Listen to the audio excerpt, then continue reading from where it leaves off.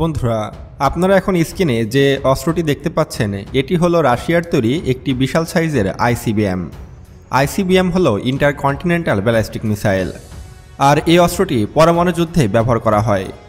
আপনারা হয়তো ইতিমধ্যেই জেনে গেছেন যে রাশিয়া এখন এই আইসিবিএম দিয়ে ইউক্রেনের ভূখণ্ডে হামলা চালিয়েছে। গতকাল ভোর রাতে ইউক্রেনে এই হামলাটি চালিয়েছে পুতিন বাহিনী। ইউক্রেনের ভূখণ্ডে এই প্রথম আইসিবিএম দিয়ে হামলা চালিয়েছে রাশিয়া। বাংলাদেশের বিখ্যাত গণমাধ্যম দ্য ডেইলি ইত্তেফাক এই বিষয়ে একটি নিউজ করেছে। নিউজটিতে দেখানো হয়েছে ইউক্রেনে হামলায় প্রথমবারের মতো আন্তঃমহাদেশীয় ব্যালিস্টিক ক্ষেপণাস্ত্র আইসিবিএম ছুড়ল রাশিয়া।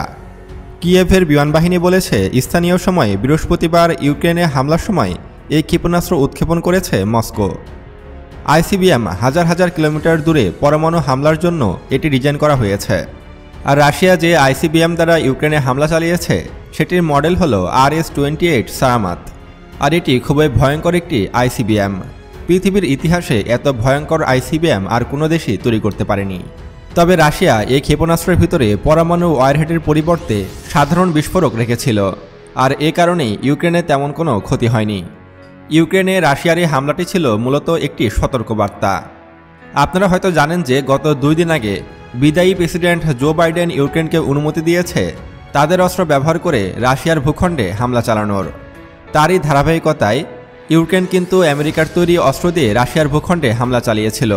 যুক্তরাষ্ট্রের সরবরাহকৃত দূরপাল্লার army tactical missile system ATACMS ব্যবহার করে ইউক্রেন প্রথমবারের মতো রাশিয়ার ভূখণ্ডে হামলা চালিয়েছে। যদিও ইউক্রেনের সে হামলায় রাশিয়ার কোনো ক্ষতি হয়নি, তারপরও রাশিয়া সে হামলার প্রতিবাদে ইউক্রেনে এইবার প্রথমবারের মতো আইসিবিএম ছুড়ল। তবে রাশিয়ার এই ক্ষেপণাস্ত্রটিতে কী ধরনের ওয়ারহেড ছিল বা কী ধরনের বিস্ফোরক ছিল তা ইউক্রেনীয়রা স্পষ্ট করেনি। যদিও এটিতে পরমাণু অস্ত্রসজ্জিত ছিল না, এমন কোনো ইঙ্গিতও পাওয়া যায়নি। নিরাপত্তা বিশেষজ্ঞরা বলেছেন বিষয়টি নিশ্চিত হলে এটি হবে আন্তঃমহাদেশীয় ব্যালিস্টিক ক্ষেপণাস্ত্রের প্রথম সামরিক ব্যবহার। অর্থাৎ রাশিয়ায় পৃথিবীর একমাত্র দেশ যারা যুদ্ধক্ষেত্রে সরাসরি আইসিবিএম ব্যবহার করল, আর যেটি পারমাণবিক ওয়ারহেড বহনে সক্ষম। ইউক্রেনের বিমানবাহিনী আরও জানায় রাশিয়া যে ক্ষেপণাস্ত্র ব্যবহার করে তাদের দেশে হামলা চালিয়েছে সেটি মূলত রাশিয়ার তৈরি RS-28 সারামাত মডেলের একটি আন্তঃমহাদেশীয় ক্ষেপণাস্ত্র। এটি 5800 কিলোমিটার পাল্লার আন্তঃমহাদেশীয় ব্যালিস্টিক ক্ষেপণাস্ত্র, অর্থাৎ এটি দ্বারা 5800 কিলোমিটার দূরের যে কোনো লক্ষ্যবস্তুতে আঘাত আনা সম্ভব। Centre for strategic and international studies অনুসারে RS-28 প্রথম 2014 সালে সফলভাবে পরীক্ষা করা হয়েছিল রাশিয়াতে। অনুমান করা হয় এটি 40 ফুট দীর্ঘ এবং 36 টন ওজনের। এটি 800 কেজি পারমাণবিক ওয়ারহেড বহন করতে সক্ষম। যদিও ইউক্রেনে হামলার সময় রাশিয়া এটিতে নর্মাল ওয়ারহেড বহন করেছে।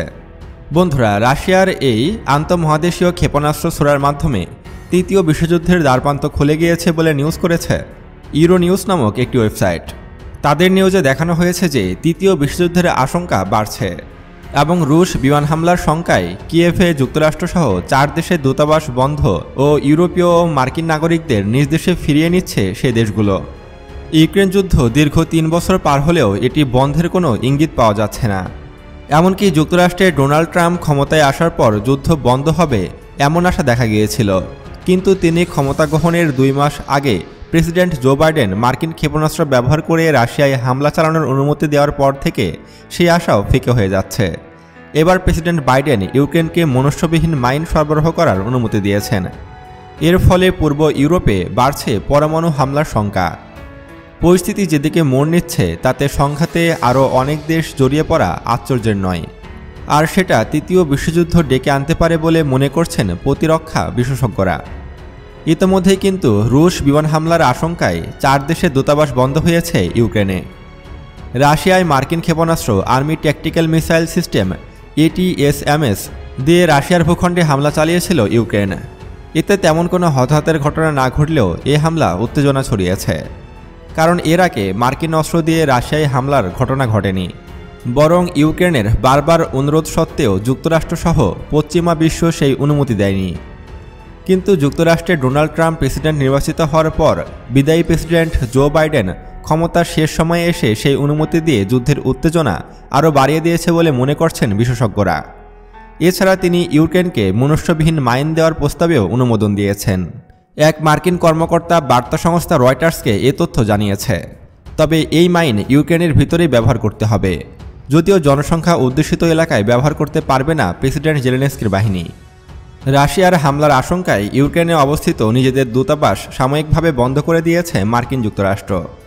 গতকাল বুধবার বিমান হামলা হতে পারে বলে তথ্য পাওয়ার পর দ্রুত সময়ের মধ্যে দূতাবাসের দরজা বন্ধ করে দেওয়া হয়। যুক্তরাষ্ট্রের দূরপাল্লার ক্ষেপণাস্ত্র ব্যবহার করে রাশিয়ায় ইউক্রেনের হামলা নিয়ে চলমান উত্তেজনার মধ্যে গতকাল এমন একটি পদক্ষেপ নেয় ওয়াশিংটন। ইউক্রেনের রাজধানী কিয়েভে অবস্থিত মার্কিন দূতাবাস কর্তৃপক্ষ বলেছে, গতকাল বুধবার বিমান হামলা হতে পারে বলে সুনির্দিষ্ট তথ্য পেয়েছে তারা। এজন্য দ্রুত দূতাবাসের দরজা বন্ধ করে দেওয়া হয়েছে। শুধু মার্কিন যুক্তরাষ্ট্রই নয়, আরও ন্যাটো সদস্যভুক্ত 3 দেশ ইউক্রেনে তাদের দূতাবাস বন্ধ করে দিয়েছে। আর সে দেশ 3টি হল গ্রিস, ইতালি এবং স্পেন। এই 3টি দেশই কিন্তু রাশিয়ার ভয়ে ইউক্রেনের ভিতরে তাদের দূতাবাস বন্ধ করে দিয়েছে। আবার এদিকে অনলাইন ভিত্তিক এনডিটিভি অনলাইন ডেস্ক জানিয়েছে যে পরমাণু যুদ্ধ হলে প্রায় 500 কোটি মানুষের মৃত্যু হতে পারে। তারা অনেক রিসার্চ ও গবেষণায় এ তথ্য পেয়েছে।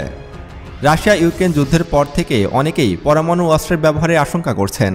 বিশেষ করে গতকাল রাশিয়া পরমাণু অস্ত্র বহনে সক্ষম যে আইসিবিএম দিয়ে ইউক্রেনে হামলা চালিয়েছে, এটিকে কেন্দ্র করে সকল জল্পনা কল্পনা শুরু। সকলে মনে করছে যে রাশিয়া যেহেতু তাদের পরমাণু অস্ত্র বহনকারী অস্ত্র দিয়ে ইউক্রেনে হামলা চালিয়েছে, সেহেতু যদি ইউক্রেন বড় কোনো পদক্ষেপ নেয় রাশিয়ার বিরুদ্ধে বা ন্যাটো ভিত্তিক কোনো দেশ যদি রাশিয়ার বিরুদ্ধে অবস্থান নেয়, তাহলে কিন্তু রাশিয়া অবশ্যই পরমাণু অস্ত্র ব্যবহার করবে। আর রাশিয়া যদি পরমাণু অস্ত্র ব্যবহার করে তাহলে তৃতীয় বিশ্বযুদ্ধ শুরু হতে পারে। আর এই তৃতীয় বিশ্বযুদ্ধ শুরু হলে পারমাণবিক যুদ্ধ শুরু হবে। আর পরমাণু যুদ্ধ শুরু হলে বিশ্বের প্রায় 500 কোটি মানুষ মারা যেতে পারে। বিজ্ঞান সাময়িকী নেচারে প্রকাশিত এক নিবন্ধ হতে এ তথ্য জানা গেছে। রাশিয়ার অভিযোগ, অন্য দেশগুলোর নিরাপত্তা ও স্বার্থ বিঘ্নিত করে মার্কিন যুক্তরাষ্ট্রের বিভিন্ন কাজকর্ম পুরো পৃথিবীব্যাপী পরমাণু যুদ্ধের ঝুঁকি বাড়াচ্ছে। গত সোমবার ওয়াশিংটনে অবস্থিত রাশিয়ার দূতাবাসের এক বিবৃতিতে এই অভিযোগ তোলা হয়েছে। বিপরীতে ইউক্রেন ইস্যুতে রাশিয়ায় পরমাণু যুদ্ধ শুরু করতে পারে এমন অভিযোগ প্রতিনিয়ত করে আসছে পশ্চিমা বিশ্ব ও ন্যাটো। এমন পরিস্থিতিতে এক গবেষণায় দাবি করা হয়েছে, পরমাণু শক্তিধর এই দুটি দেশ পরমাণু যুদ্ধে জড়ালে বিশ্বে প্রায় 500 কোটি মানুষ অন্তত 1 দশক না খেয়ে থাকবে এবং মৃত্যুর সম্মুখীন হবে। এমনকি অপেক্ষাকৃত ভারত পাকিস্তান পরমাণু যুদ্ধে জড়ালেও প্রায় 25 কোটি মানুষকে 2 বছর না খেয়ে থাকতে হবে। এমনকি এই দুই দেশের মধ্যে পরমাণু যুদ্ধ শুরু হলে অন্তত 200 কোটি মানুষ মারা যেতে পারে। বিজ্ঞান সাময়িকী নেচারে প্রকাশিত গবেষণাপত্রে বলা হয়েছে, পরমাণু যুদ্ধের কারণে খাদ্য উৎপাদন ও সরবরাহ ব্যবস্থা ক্ষতিগ্রস্ত হয় এমন বিপর্যয় ঘটবে। হংকং ভিত্তিক সংবাদ মাধ্যম এশিয়া টাইমসের এক প্রতিবেদনে বলা হয়েছে, পরমাণু যুদ্ধ হলে পরমাণু বোমা হামলার কারণে শহর ও শিল্প এলাকা ধ্বংস হবে। বায়ুমণ্ডলে বিপুল পরিমাণে ছাই ও কার্বনের ধূলিতে ঢেকে যাবে। এটি পুরো বিশ্বে ছড়িয়ে পড়লে ভূপৃষ্ঠে ঠিকমতো সূর্যের আলো পৌঁছাবে না, ফলে স্বাভাবিকভাবে খাদ্য উৎপাদন বন্ধ হবে। আর এতে করে সারা বিশ্বব্যাপী দুর্ভিক্ষ দেখা দিতে পারে এবং পৃথিবীর প্রায় 500 কোটি মানুষের মৃত্যু হতে পারে। তাই আমরা কখনোই চাইব না যে পুরো বিশ্বব্যাপী পরমাণু যুদ্ধ শুরু হোক। তো বন্ধুরা, আরও এমন ভিডিও পেতে এখনই আমাদের চ্যানেলটি সাবস্ক্রাইব করুন এবং পাশে আসা বেল বাটনে ক্লিক করুন। আল্লাহ হাফেজ।